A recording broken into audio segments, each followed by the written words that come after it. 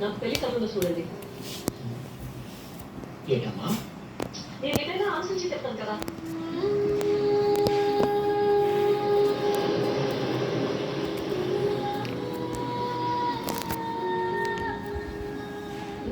అది ఉంది కనుక కడుపు ఏంటి ఆడు ఊరు లేనప్పుడు నేను ఎలా ఉన్నా పర్లేదు అనిపించింది. అది నాతో ఉన్నప్పుడు ఆడికి ఇష్టమైనట్టు ఉండాలనిపించింది. కానీ ఇప్పుడు ఆడు నాలోనే లేనప్పుడు మరింత బాగా తయారవ్వాలనిపిస్తుంది. ఆడి మీద కోపం అంటే ప్రేమే లేదంటుంటే కోపం కొంచెం ఎందుకు వద్దా ఇక్కడ. అవునయ్యా, ఇంటికి పెళ్లి కొడుకు ఏడు చేస్తుంటారా? పేరు మురళి. ఊరు కోసం ఫైనాన్స్ కంపెనీ ఉందా? అందులో అట రికవరీ అయ్యింది కదా. రికవరీ అయ్యింది కదా, నేను సిటీలోపు వాయిదాలు వచ్చేసారు. లేదంటే ఒత్తులు వచ్చారు.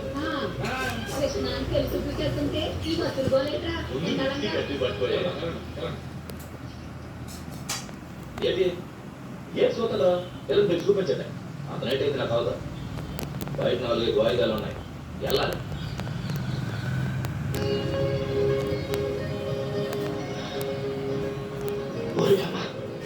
ఏది దాని ఉందే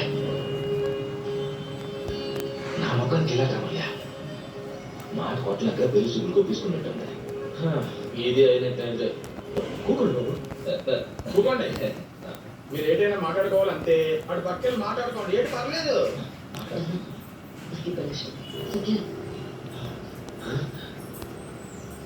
శుభం, అబ్బాయి కూడా డబ్బులు ఓకే. మొదలు పెట్టుకుని పెట్టుకోండి. మరి ఆలోచన బాబా, మీ అమ్మి జాబ్ చేస్తే ఓ బాలి చూపించి ముహూర్తం పెట్టుకుందాం. ఏంటంటున్నావు అయ్యా? నా మొహం చూసినావా? ఒట్టేడు తరాలు చూసినా గిట్టేడు తరాలు చూసినా మన దాంట్లో ఇంత అందమైన అమ్మ ఎలా అందుకే అమ్మ వేసుకోవాలి. జాతకాలు గీతకాలు పెళ్లి లేవు, డైరెక్ట్ పెళ్ళా.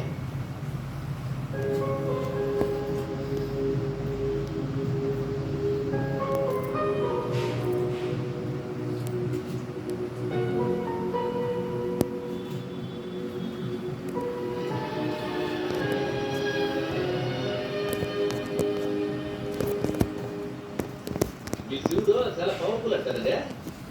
మనసులో కోరిక మనసులో ఉంటాడు కదా, టక్కి మరి తీరిపోతారు కదా.